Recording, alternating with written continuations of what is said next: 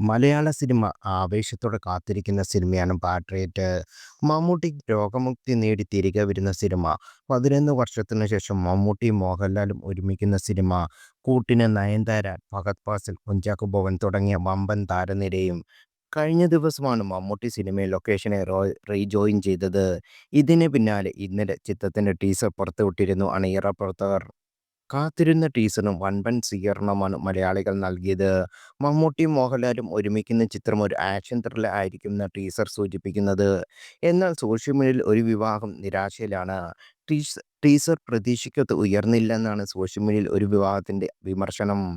ടീസറിലെ VFXും മമ്മൂട്ടിയുടെയും മോഹൻലാലിന്റെ ലുക്കും ആക്ഷൻ രംഗങ്ങളുമെല്ലാം നിലവാരം കുറഞ്ഞു എന്നാണ് സോഷ്യൽ മീഡിയയുടെ വിമർശനം. നിരവധി പേരാണ് ട്രോളുകളോടെ ചിത്രത്തിനെതിരെ രംഗത്തെത്തിയിരിക്കുന്നത്. ഇക്കാടെ ദേ ഊരിപ്പോന്നു. എന്നാലും മഹേഷ്, സുരേഷ്, നാരായണ മലയാളത്തിന്റെ രണ്ട് മഹാനടന്മാരെ കിട്ടിയിട്ട് ഉണ്ടാക്കി വെച്ച ടേസ്റ്റ് ലോസ് തന്നെ ശോകം. ലാലേട്ടനും മമ്മൂക്കയും വയ്യ ഫീൽ. ശോകം ടീസർ. വേറെ വല്ല സംവിധായകനായിരുന്നെങ്കിൽ ഏത് രീതിയിൽ കത്തി നിൽക്കേണ്ട ഐറ്റമായിരുന്നു. മൊത്തത്തിൽ ഒരു നിർഭയരാധ എന്നാണ് ചിലരുടെ വിമർശനങ്ങൾ. ടീസറിൽ നിന്ന് പ്രത്യേകിച്ച് ഹൈ മൊമെന്റ്സ് ഒന്നും കിട്ടില്ല. നല്ല ഇമോഷൻസ് ഒക്കെ വർക്കൗട്ട് ചെയ്യാൻ പടം നന്നാക്കാനുള്ള സബ്ജക്റ്റ് ഉണ്ടെന്ന് തോന്നുന്നു. രണ്ടുപേരും ഒന്നിച്ചൊരു ബ്ലാസ്റ്റ് എന്ന് പറഞ്ഞിട്ട് അതിൽ എലിവേറ്റ് ചെയ്യുന്ന വിജയം പോലും കണ്ടില്ല. ഹൈപ്പ് കയറേണ്ട എന്ന ബോധപൂർവം ആയിട്ടുള്ള ശ്രമമാണെങ്കിൽ ഓക്കെ. എൻ്റെ കാര്യങ്ങൾ ഇമ്പ്രസ് ആയിട്ടില്ല.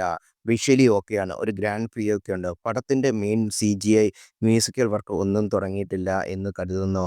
സോ ഫൈനൽ പ്രൊഡക്റ്റും റിലീസിനോട് അടുപ്പിച്ച് വരുന്ന ട്രെയിലറും നല്ല ഇമ്പാക്റ്റ് ഉണ്ടാക്കുമെന്ന് കരുതുന്നു.